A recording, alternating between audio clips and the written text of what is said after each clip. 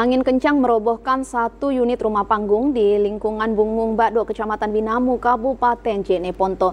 Kendati tidak memakan korban jiwa ataupun korban luka, namun korban mengalami kerugian puluhan juta rupiah.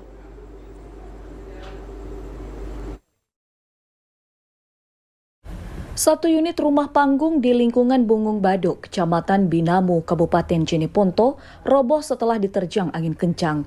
Diketahui pemilik rumah bernama Amiruddin, di mana pada saat kejadian pemilik rumah sementara berada di luar kota, sehingga rumah tersebut dalam keadaan kosong.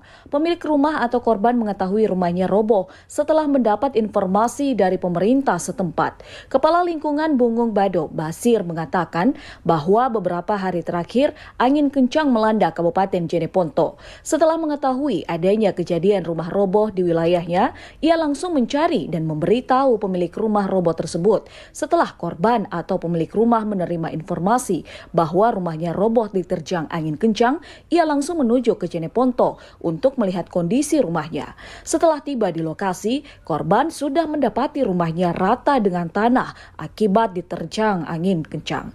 Beruntung dalam peristiwa ini tidak memakan korban jiwa maupun korban luka. Meski demikian, korban mengalami kerugian puluhan juta rupiah akibat dari angin kencang yang merobohkan rumahnya. Dari Jeneponto, Rakib Bella melaporkan.